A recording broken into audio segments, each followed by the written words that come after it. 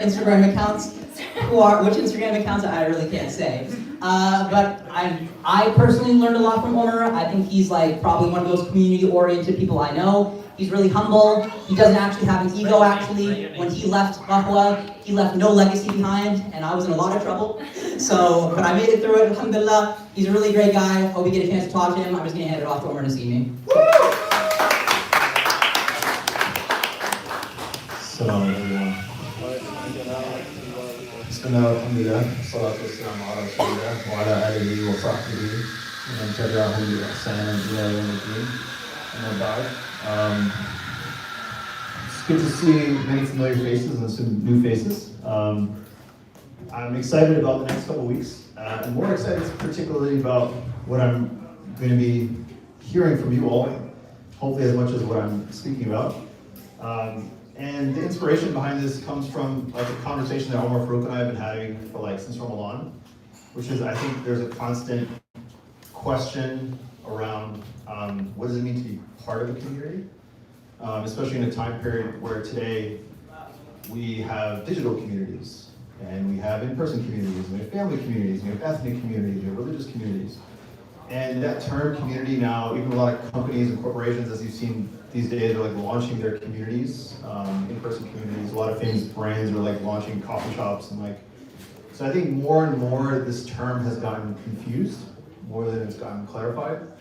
And so in the past couple of years, for myself, like I've been trying to read a lot and learn a lot about a lot of the research out there, best practices and studies that have been done. Well, most people don't know this, but there's actually like community building is a whole field of study that there's been a lot of research on, a lot of development. And I think these days there's also a lot of people who are thinking about how can I support community? How can I be a part of building it either for myself in my own community or maybe supporting another institution? And so my goal was to hopefully inshallah in these next 3 weeks to create sort of a platform where we can all have more of a conversation about some questions that I've been thinking about and hopefully that might be beneficial to you all to think about as well. And the framework is going to be, this week is going to be a little bit more discussion oriented, more general. I'm going to pick your brains a little bit about what you think about community, some of the difficulties, the challenges, but also some of the good parts. Next week is going to be much more kind of research data oriented. So if you're somebody who really likes like case studies, theories, I'm going to bring together all the things that I've been kind of learning and reading about over the last couple of years, and I'm going to give you more kind of data so that you can take home, and then that inshallah will give you like whatever you build in the future, you have kind of like a framework to be able to think about, okay, if I want to launch something, how do I think about launching this as a community? And then the third week inshallah will be actually more like a workshop space, where if you have a project that you've had in mind, maybe it's like you've had a run club that you wanted to launch, or maybe you have like a book club, or maybe you have like something, or maybe you want to contribute to your masjid or your institution or something, and you're thinking about, okay, but how do I even begin to think about what is a good community, what is not. That'll be actually week 3 will actually be a workshop space. So we can all kind of work on, if you have an idea for a project, or even if you don't, you can use examples of existing projects to work on that. Does that sound good? Any questions? No? All right. So a little bit about myself. I've been kind of doing this, I don't know why I should not have put that picture in, it's really weird. This is like another presentation that I used where I was speaking somewhere else. So it's like a picture from me here. So I've been doing this community building, quote unquote, for 10 plus years now. Different Muslim organizations, Islamic Relief. I worked at Makespace for a while, I worked here as a programs manager at Caldwell for a couple of years. And so just in general, I'm really passionate about this because for me, growing up, even though I grew up in this masjid, I didn't always necessarily feel like I was a part of the community. And we're going to get into a little bit about that today. How is it possible to be part of an institution, part of a group, but you still don't feel like you're a part of the community? And we're going to get into a little bit about some of those dynamics. And so for me, growing up, I didn't really feel like I belonged. Like we grew up, I'm Afghan, most of my friends are Dacian Arab. Most of my family is my father in particular was an imam, who some of you may know, he works here. And so he's very focused on like, okay, building a Muslim community, but for me, I was always confused about what does that even mean? What does it mean to feel like you belong to something? What are the kind of metrics around that? Because even though I would come here almost every day, I didn't necessarily feel like I belonged.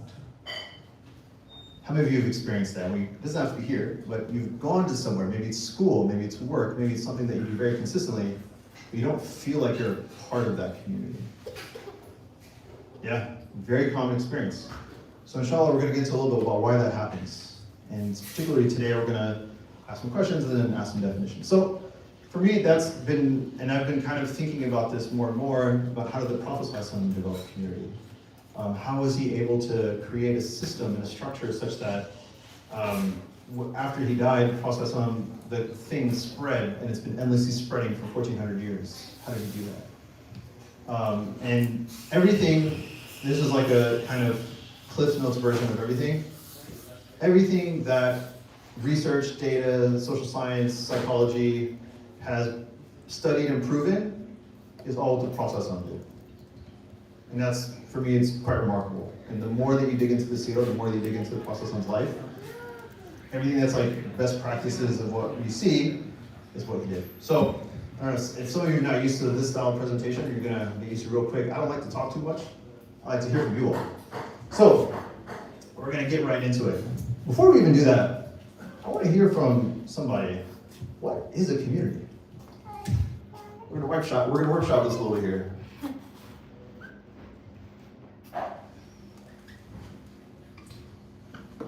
Anybody? Good. General idea. Yes, Sajad. I would say a group of people focused on a central mission. Okay, central mission. Interesting. Anyone else? Let's take 3. A group of people with a shared identity. Shared identity, says War. You guys are going to get to hear me squeak and squack with you. One more. Maybe some of the sisters. Yes? What's your name again? I definitely know your name. It's me, yes. A group of people who have shared values. Shared values. Okay. All right. We're going to come back to this in a second. As you're thinking about that, I want you to turn to the person, let's say in your uneven distribution. So let's say turn to the person next to you, or if you're three of you, tell your friends one experience you had about community that was not so great, one experience that you had that you actually pretty enjoyed. All right, so if you're 3, all of you in a row, if it's 2 of you, just 2. Let's take 2 minutes, discuss that real quick. Introduce yourselves. You need to know their names.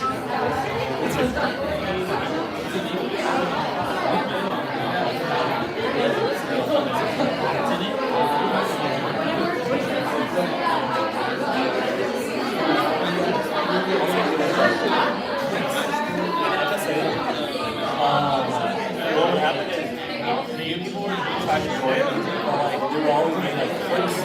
So like it's hard for the point to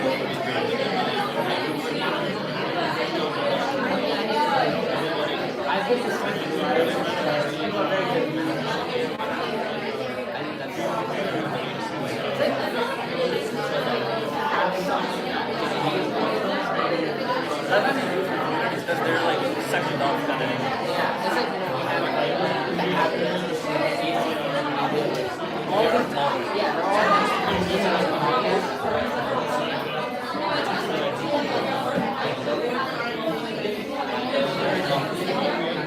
Once you do find your home, that is it. That's how like, at the same time, this is the first time I had a lot of experience. So like going out, it just made me see what's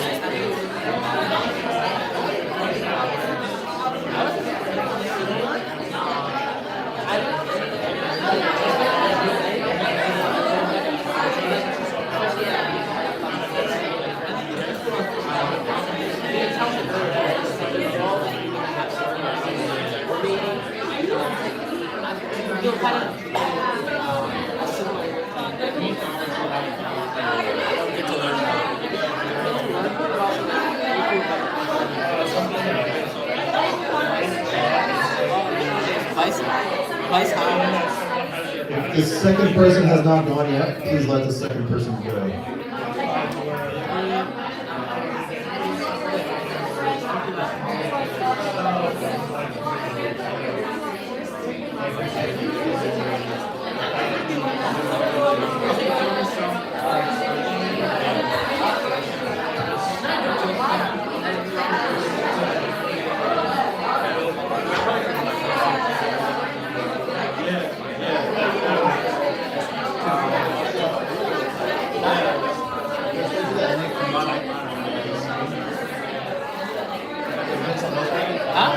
wants to know? What wants to know? I mean, I run, but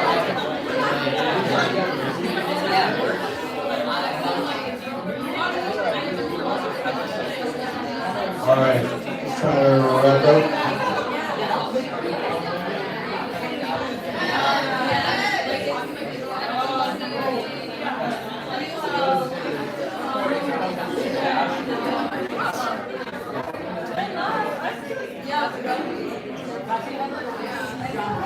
All right. Bring you back, inshallah. All right, so let's get two or, if we have time, 3 quick volunteers. But I need the person that you told the story to is going to tell your story. So let's get 2 volunteers. See how much you're paying attention. You want to hear a fun fact? You know how to, if someone holds a gun to your head and is about to kill you, and it's like an armed robbery, you know what's the #1 most effective way to get them to stop you from killing you? tell me your name. You guys have put on awful events in the past. Tell them your name. Humanizes you. And in community, we don't know each other's names. Sing. All right, let's get one. Who's the first volunteer? First volunteer to tell someone else, tell your friend's story. Kamal, yes. I can tell. What's her name? What's my name? What's her name? Oh, Aisha. Okay, I'll tell Aisha's story. Yeah. She brought up. Oh, can I just talk? Okay. She brought up a point about like sometimes when you join a community, like you feel like you're part of the group, but maybe you don't actually have individualized relationships with everyone. So you can accidentally cross lines of etiquette, which maybe like okay, or like maybe like you're actually comfortable with that person's actually comfortable with you, that'd be okay. But in treating people with old friends, maybe we forget where the boundaries are. That's a great and very subtle and very important point we're going to discuss next week. There's a lot of data about that actually. Let's get, what was her name again? Who was the person who spoke? What's her name? Anyone? Kanwal, yes. My name is Cole. Cole. I'm learning this, wow. Well, I apologize for mispronouncing it. My parents at the end of their tripping. I know. Cole. All right. You know, one more person. Yes. Do you have, does she have your permission to share? Yeah. Okay. This is my friend Janine. What's her name? Renee. Renee. And she was basically explaining how sometimes there's not thought-provoking topics, so I think that's kind of not a good Okay. experience.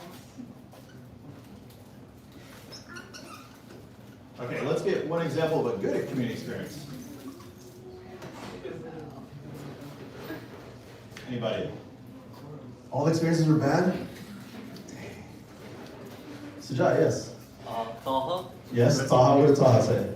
Taha mentioned how he's been part of the Papua community, and he said that he's gotten to work with so many different people, learn from them, and also become a better person as a result of that.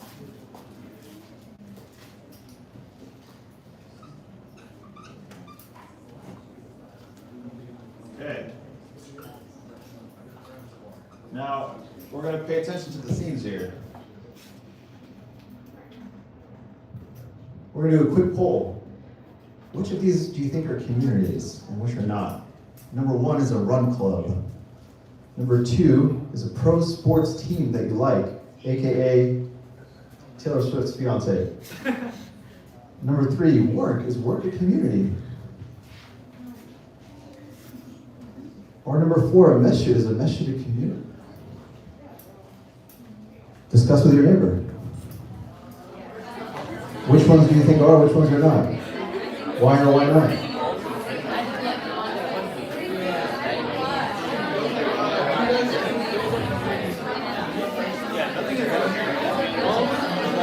I think it's a trick question.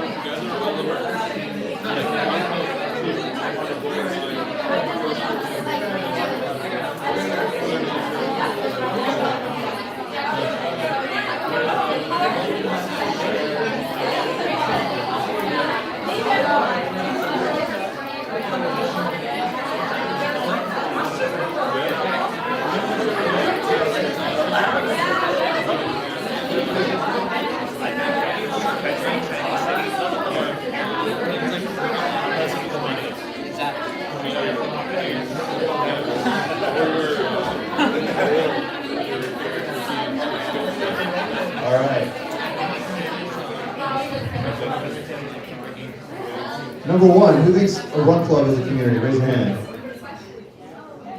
Okay, about like 30%. Number two, pro sports team. Okay, number three, it's the same hands consistently. Number four, none of the men think any of these are communities. These are all trash. I don't want to be part of any of these. Why? Let's get some feedback. Why? Raise your hands. Yes. All right. What's your name? Kamran. Kamran. So I say 1, 2, and 4 are communities. Why? Because these are things that people choose to kind of pick a passion for. Unlike work, you're kind of assigned to it, and you gotta like work with the people you're around. These other 3, it's like out of your own passion, and you're gonna find people who share the kind of the similar same beliefs and interests. Okay. Yes. What's your name? Amna. You can turn your work into a community because you spend most of your life at work, right? Yeah. Most of my friends I work with. Yeah, that's your tribe. It ends up becoming your ride or die people because you spend most of your life there. So I feel like this is a trick question. All of them are communities. I would never do such a thing. Yes, one more, yes. I'm Anissa. Anissa. I think we discussed that any one of them can be communities, but any one of them could also not be communities. Because it just depends on how you approach it. Like if Dang. you're just there to like do your work, then you're not gonna build, or if you're there to just pray, then you're not gonna build a community. But Let's go, if okay. you go and actually like show up and Some deep thinkers here. MashaAllah. Okay. This is the definition of community that I personally subscribe to. This is not like gospel. It's very up to you if you feel that this opinion jives with you. Take a second and take it in. Who wants to read it? Sajad, you want to read it real quick? A community is a group of individuals who share a mutual concern for one another's welfare. Does that stick with, does that resonate? Yes, Amina. Yeah, because it's like-minded individuals, right? You don't always have to agree. You can agree to disagree also if you're in a community. Yes, the point, I agree with you. The point that sticks for me personally is one another's welfare. Keeping that in mind, can a run club be a community? Yeah. Can it also be something where you show up to and it's not a community? Yeah, depends on the intentionality of the space. Pro sports, does the NFL care about you specifically? Your welfare? No. But me and Sajad can watch football, that could be a community. Right? Same thing, work, any of them. The idea, this is from a book which I have in my backpack I need to take out, called The Art of Community, highly recommend. And this definition for me really sticks because it's about the mutual concern for one another. All of these, so a group of people who have a central mission, can be, but you can also have a community without. You can have people that are on the same mission, don't care about each other. You can have shared identity. I can be in the room with a bunch of Afghans. Do we care about each other? We can even have shared values. We really care about the environment. We show up to like an environmental protection group and we love environment as we ride or die for the environment. Do we care about each other? Maybe, maybe not. Which is why for me, personally, it's not, you can take it for yourself however you want to see it. For me, having concern for one another's welfare is a defining attribute of community. Now think about that for any institution. Masjid, school, family, work, it gets very complicated. Because at a certain point, can you care about everyone's welfare when it gets too big?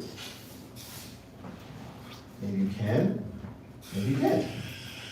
It's very complex. Now, it gets even more complex when people try to convince you that it's a community. For example, sports will very much tell you your identity is this group. Love sports a lot. And they'll tell you that because your identity is this group, you behave a certain way, you dress a certain way, you talk a certain way, you see other people in the street, oh, you're also that fan, oh, dude, you feel a sense of connection and camaraderie. It feels like a community. Same thing with membership organizations. It could be NRI, NRA could be anything else. When they see another NRA member across the street, they're like, dude, you and me both, like. So it's very possible for like an organization that has tens of thousands, hundreds of thousands of members, just like, how many of you graduated from Virginia Tech? See what you just did? Anyone, anywhere who went to Tech, they do the bird thing. What's the bird thing you guys do? Do you guys have like a call? See? Same thing with UVA has it, the Wahoo Wah, right? Nice, exactly, see? So there's a way in which, even if you're part of a group that has hundreds of thousands of millions of members in it, it's possible for you to look at one of each other and be like, oh, mutual concern. Isn't that interesting? So it doesn't necessarily matter about the number, the scale, the size. It's about, is there mutual concern? Same thing, political, social media. We need all the people you follow online. Is that a community? It feels like it is. And sometimes it is, sometimes it's not. So, getting into a little bit more, this part's gonna be a little more, my plan was to do it on the whiteboard, on the sticky notes over there, but it might be a little complicated. Think of a time where, or situations in which, I don't know how to phrase this. Why does community not work sometimes? In your experience, what are the dynamics? Is it leadership? Is it size? Is it identity? Is it politics? You don't have to get specific about any particular institution. But turn next to you and be like, what is the times in which it doesn't work? And why? Discuss amongst yourselves real quick.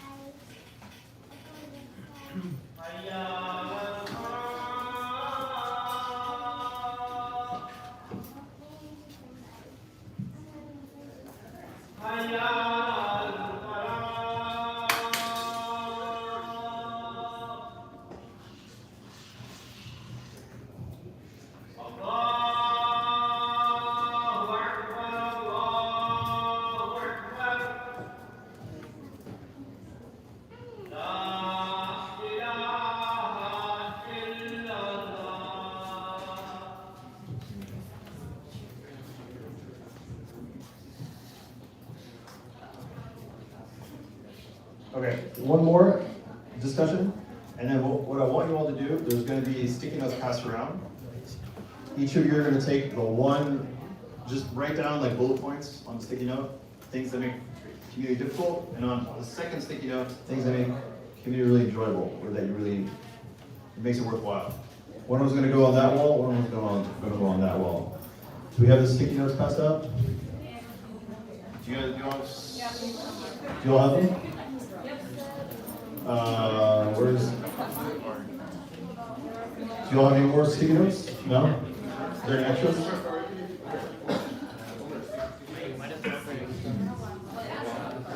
What's that? I know, on camera I was just like, girl left out. Yes. Do we have any more sticky notes? Raise your hand if you don't have a sticky note. They're going to come around and get you some. And just remember, on one piece, you're going to write all the things that make community dynamics difficult or suck. On the other one, you're going to make what makes community work.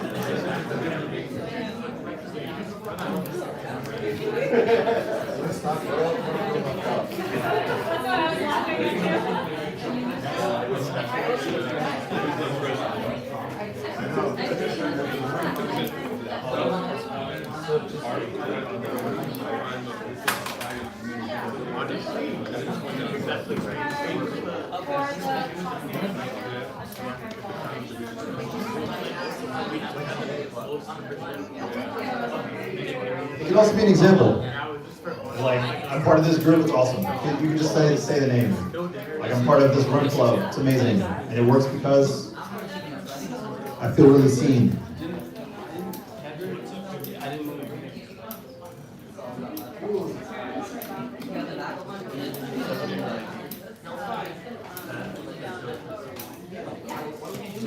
That's what we thought.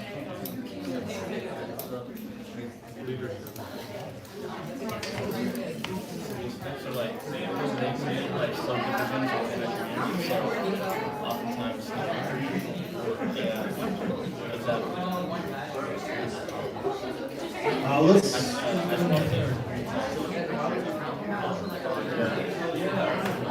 Yes, exactly.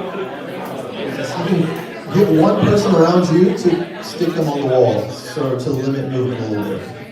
Maybe one person in your row can go and stick them up.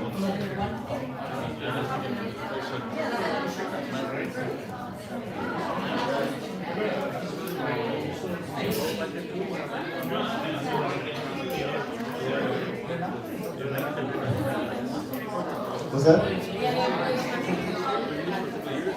Yeah, that's true.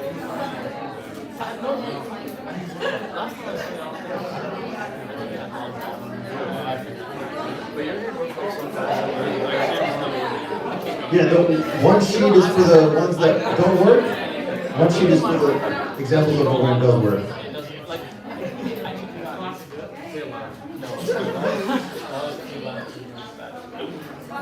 Yeah, it doesn't go.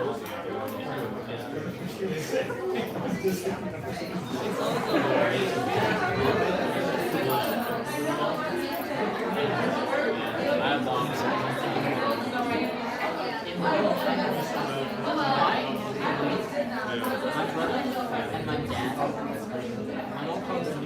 the Gorilla.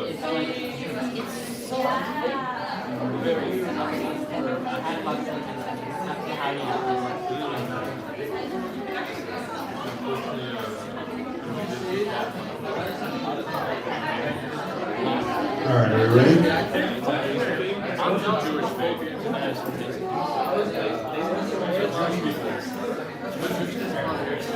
Oh, that's what we're talking about?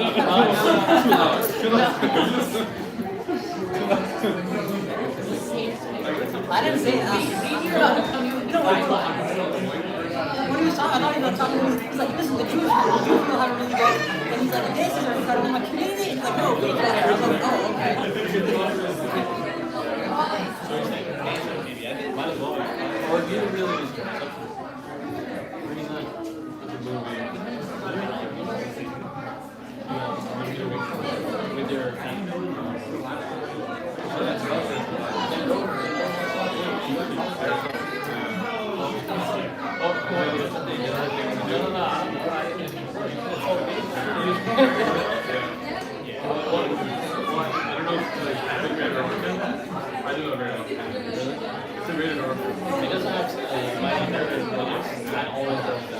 All right. What are some things that you all top of mind that came up to you? Let's start with the things that do work. Yes, Amina. Guys, Amina's speaking. Sorry. I don't read the brown nose, but I'll say a couple events that you helped, so. Good job, one more Farouk and team, and the whole team, mashallah. All right, couple of it. Why do they work? I mean, I will say this, like, I wasn't part of the community, I used to come to this just for fun, and I'd leave at discussion time, just because I liked the lecture, but I never liked the discussion. Then one time I stayed for the discussion, and then everyone else said I stayed, because I actually enjoyed it, so. That's awesome. The camaraderie, the collaboration, the friendships that come out of it, just all of it, honestly. Before I used to just come as a learner, but now I actually come as a learner, listener, and friend. I'm glad you experienced that. Because that was intentionally designed, by the way, to put in, we'll get into next week, but there's a lot of research about one of the most important ways that especially religious institutions retain members over time is through small group discussions. It's also in education spaces, but it's because of part of the principle is what I mentioned in the beginning, is you start to develop individual relationships with people. So when you see them next time, oh, how are you? And you feel more at home. So it's part of it. It's difficult, it's uncomfortable, but I'm glad you had that experience. Who else? Who has a, yes, Yasmin. I think like one of the best parts of the community, in my opinion, are like how people can come together in times of need. I think like there are a lot of communities that we touch in our lives that we don't stay a part of for a long forever. I know like for example recently like two guys that I went to school with a couple years ago, like went hiking in the mountains and they were missing. And like people in communities that like I haven't talked to people in years, you know, I have no reason, but to see how people can come together for people in time of need, I think that's one of the best things about communities. Beautiful. Yes. Yes, that's one of the most important parts is this feeling that you're not alone when something happens. Like there's people there. Anyone else? Yes. Okay. What's your name? Nostalgia. Nostalgia. Yes. Okay. So I really appreciate variety and acknowledging that we all have different backgrounds and not just like only focusing on the fact that we're Muslim. Like there are a lot of influences in how we practice and how we connect with people. So, Yeah. So for you, it works when you feel like that variety is taken into consideration. yeah. Yeah, Yes. I was What's your name? Myra. Myra. I was gonna say, I feel like there's a balance between like strong leadership and weak leadership. And when you have someone in leadership who is like strong-willed as in they get things done, but they're also still approachable and friendly, that really makes a difference, that you feel like there's at least one person there who's looking out for you. Yeah. It's usually like the leader of that community. Yeah. That's very important. Does anyone else have any other feedback? Yes, Sawar. I have a question. Yes, sir. I was thinking inclusivity, but then I was like, wait, but also, like, exclusivity is also really nice in communities. Oh, tell me why. You know, I love curation. Like, a Curation. curated community is like chef's kiss. Boy, do I have a slide coming up for you, buddy. But then also, then I'm like, but then I'm like, wait, but then exclusivity can also be bad. Inclusivity can also be bad. So I Well, don't know, maybe you have the answer sheet. Let me throw a question to your question, Sawar. We want to be inclusive here, correct? Yeah. But what if someone got up here and started trying to sell you real estate tonight? Like in the crowd was like, I was a part of a small group discussion. We're talking about communities. Like, by the way, you guys interested in buying some property? Not in this economy. Huh? Not in this economy. Well, right, it's true. But to the principle of it, would you feel that that was appropriate? Would you want that to happen? Probably, most likely not. So are we being exclusive by not letting that happen? Time and place, right? So to Zawar's point, you can still be inclusive while having boundaries. And we'll talk about that in a second. So now I'm going to get into a little bit of some theory, which we'll go much deeper dive into next week. Everything I want to go over now is from this book, The Art of Community by Charles Vogel. Highly recommend. Very simple, practical, straightforward to the point. Doesn't get into a bunch of like theory and like crazy stuff. There's a lot of other books that do get into like much more history and all that kind of stuff, social dynamics. And I'm about to basically give you everything he says. So, but if you want to go into more detailed study, highly recommend.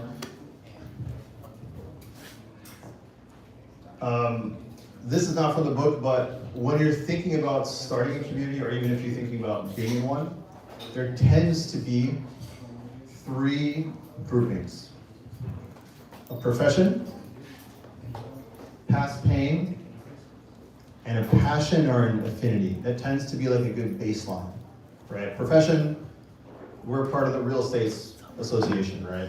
You all share, it's a commonality there. Past pain, we're all cancer survivors. Or we're all, children of immigrants. So there's a certain experience there that allows you to come together and form a community. Passion or affinity. This is everything from interest groups, sports, activities like running, as well as religious communities fall into this category. This is all frameworks, so each one of these things you can look at and be like, well, I look at it, I have some other examples that may not fit into these, but this is a framework that helps us to start thinking about, okay, if I'm gonna start a community, does it fit into one of these boxes? Because when it does, it makes it very easy for other people to identify, is this for me or not? So am I gonna join the Professional Real Estate Association? No. It's not something bad, it's just I'm not a realtor, so I don't need to join that. Whereas would I join a professional group for community builders? And someone said, hey, this is a professional group for that, I would want to join.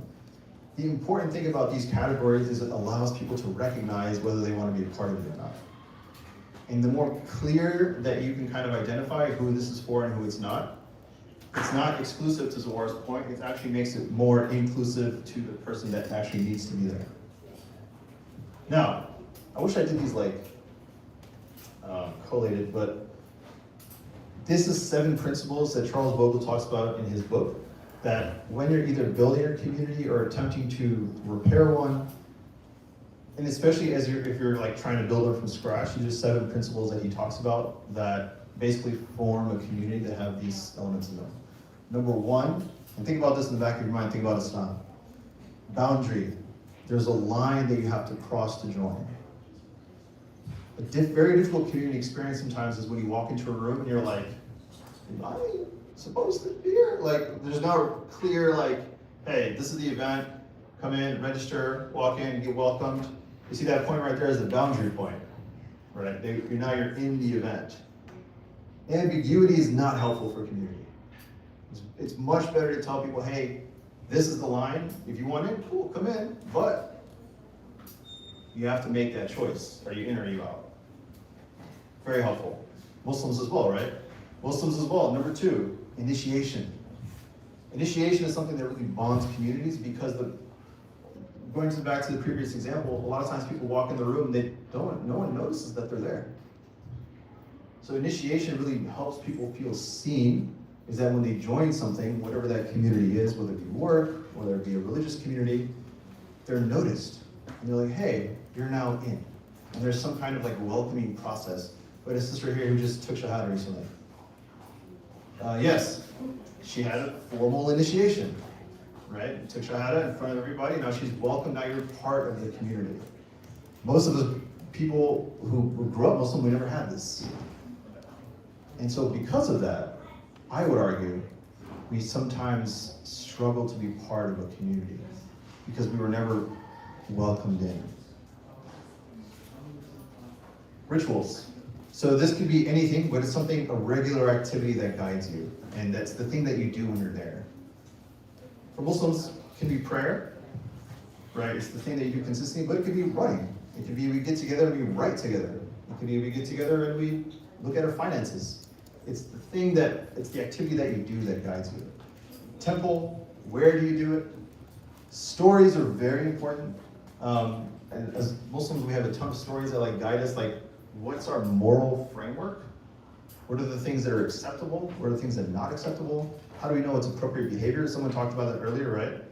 How do you know? Because sometimes the way we do that is we communicate those lines through stories. This is acceptable behavior, this is not, because this happened to this person and it went terribly.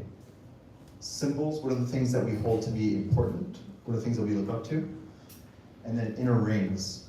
Inner rings is fascinating to me because communities that don't have a clear progression to leadership have a very difficult time with retention. When it's not clear, okay, you come in as a volunteer, you do 20 hours of work, then you get promoted to a member. Once you get through your 20 hours, hey, if you raise $1,000, you can be promoted to a leader. Whatever that is, it's a path for growth. And I'll say this in particular about no institution in particular, but all institutions really struggle with inner rings. Because a lot of leadership can't imagine pathways of other people stepping into their role. And to intentionally build that pathway is tough. It's like, it's coming to terms with this idea that I'm not gonna be here forever. And also other people, I need to train other people to do what I do. Any thoughts, ideas, questions about this? Yes? About inner rings, I feel like the only organization that I've seen that does that well is like college MSAs to like some extent. Because you leaving is hopefully inevitable, like growing out of the leadership position. So like the emphasis is there from the outset to like bring in new people and like cycle through like getting people up to par and to be able to lead. I think it's really interesting like when I was in college to see like the torch get passed. And then the 1 year that like the torch kind of stayed with the same people, the year after that like there was this huge fall off. And like it kind of cycles, but I haven't seen any other org kind of go through that process of actually teaching people what it takes to build communities. Yeah. Yeah, very good point. Yes? What was your name? Sabri. Sabri. Question about the temple. Is that defined as a physical space, like coming out of where, like, we just went through COVID and people are doing stuff via Zoom, or maybe there's communities, they don't have like a physical space yet, it's just starting out, but maybe they're meeting at different places every time. Like, would that count, or is that like? That is a fantastic question. This book, I'm going to assume it written 2016, so it's pre-COVID. Different world now. So what do you think?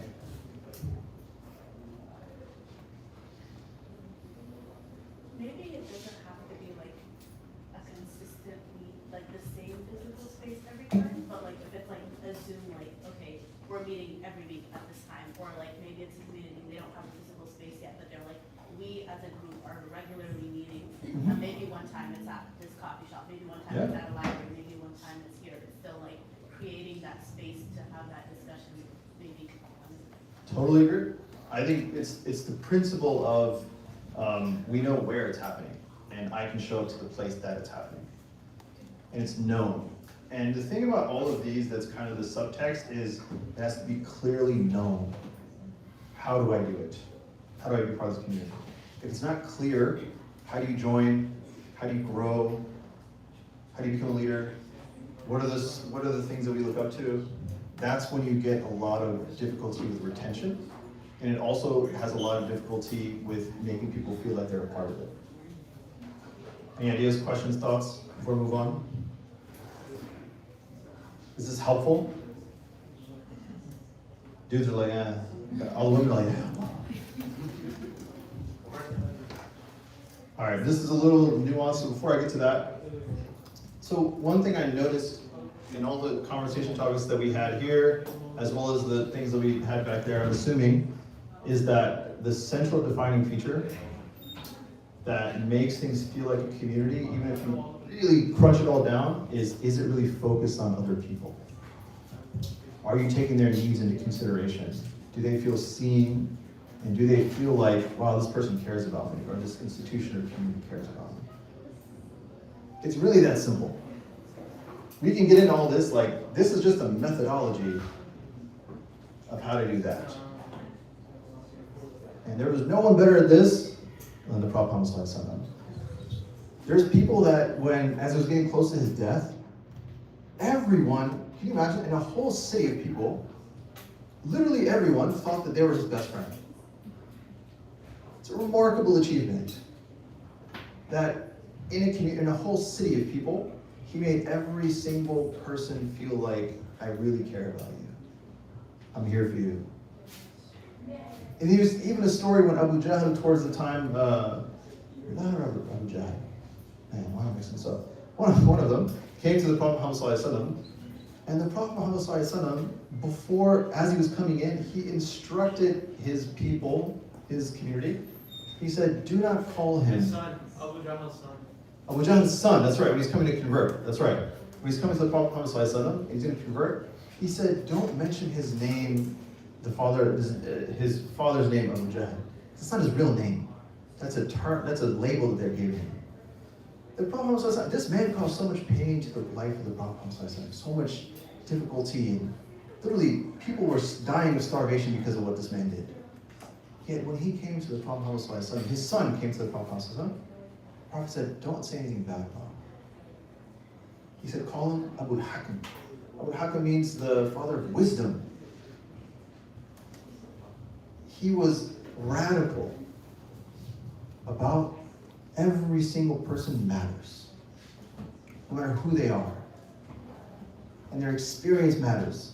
Another story, when Prophet Muhammad is sitting there in the masjid, a man walks in and Prophet Muhammad sees him out of the periphery of his eye.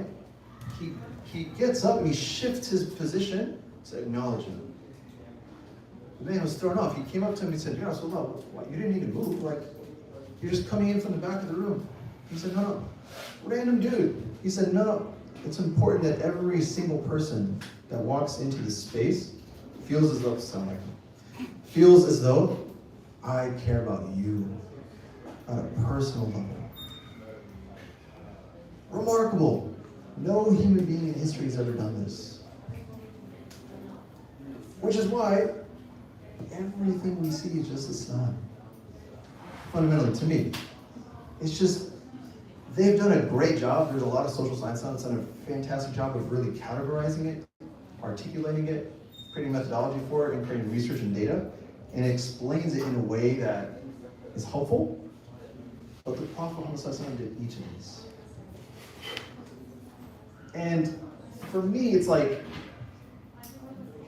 the deeper point even than that for me is, are we willing to put other people and their concerns and their needs above our own? When it comes to community spaces in particular, it becomes very difficult, it becomes very political, it becomes very sectarian, it becomes very, well, that group over there, do you really know about their history and what they did to us 50 years ago? Or, the women shouldn't necessarily, or, these guys, everyone gets very defensive about every part of other people's identities, groups, behaviors, mannerisms, every single part. A lot of it comes down to, I have needs. I have things that I want. That person, those people, whether it be men, women, different groups, ethnicities, they threaten the thing that I like. Which is why community is very difficult. Even though Prophet Muhammad has laid it out for us and there's all these theories and stuff, it's very difficult because in order to do it properly, you have to come to terms with your own self. And in order to really be prophetic, it requires favoring of others, even in situations where you have to make sacrifices. Incredibly difficult. Which is why there's no man like him. There's people who literally threaten to kill him, turns around next day and gives him a hug. Remarkable level of self-sacrifice.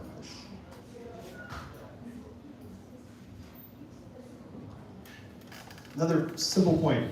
In order to build really great community experiences, focus on what people feel to the very minute levels. When they walk in, how are they, what does it look like? What does it smell like?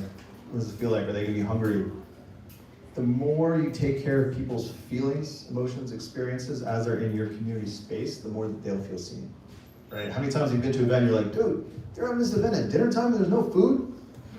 right? You're like, why? Because they didn't think about me. They didn't think about my needs. I'm coming home from work and I'm coming here from work and they didn't think about, all they think about is their own ideas for this event, right? What are other people gonna feel when they come here? Are they gonna be hungry?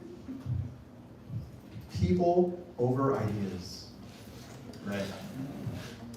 Ironically, I'm gonna argue with myself here. Even all this stuff, it's great, but if you stop, if it stops your focus on people, you miss the point. This is something very difficult. Like I struggle with it myself. Omar Farouk knows it now, bro. You have mandates, you have quotas, you have all these programmatic goals, you have stuff you want to do, right? And so you're in there, you're in the documents, you're trying to make stuff. And then someone comes up to you and they're like, hey bro, I have a question. You're like, bro, listen, I'm very busy right now, doing the work of the community. It's very difficult. Because every day, there's 1,000 people that have needs. Whether it be in your professional realtors association, or like in your family, or anywhere else. It's very difficult to constantly focus on other people's needs. And yeah, that is the working community, my friends. I'll leave you with one little, well, that's a little much, but I'll leave you with one little more tidbit. Once you get comfortable with this, then you think about, okay, how do I scale this thing? Growing comes if you've ensured that these things are very clear. What are our shared values? What did you say shared values were? I think John might have said it. Shared values is important. Identity is important. Moral prescriptions are important, and insider understanding. The more that these things are clear in your community, 2 minutes? Okay, we'll wrap it up. The more that these things are clear, the more it's easier for your community to grow. Because people understand, how do I participate? Yeah, we have a lot more to, so inshallah next week we'll get into a lot more data, a lot more case studies. There's a lot of things that just fascinate me about like how do you grow a community, how do you scale it, and what happens like in different dynamics. So inshallah we'll get into that a lot more. If you have any questions in the meantime, I'll be around for a few minutes after Isha. But inshallah, I look forward to seeing you next week. Who's gonna come for week 2? All right, yeah, okay. If you can, come inshallah. I understand people are busy, life, etc. But next week is very interesting, I promise. It's getting into a lot more like real case studies of things that have happened in real life to different people's communities. So inshallah, if you can make it, it'd be great. Yes. Discussion circles? If you want to do it after, we can do it after. How do people feel? Are you guys like, we're good, time to go? Or do you want to discuss? Raise your hand if you want to come back for discussion circles after. We'll raise them higher. I want to. The majority says no. What do we do? The majority opted out. The majority opted out? I didn't say no. Opted out. Should we keep it? I think we should. Okay, we'll do a quick discussion group after for anyone that wants to come back to unpack this a little bit. Okay? All right. For those that are coming after, see you again. For those that are coming next week, see you next week. For those that aren't doing any of those, I'll see you eventually, inshallah.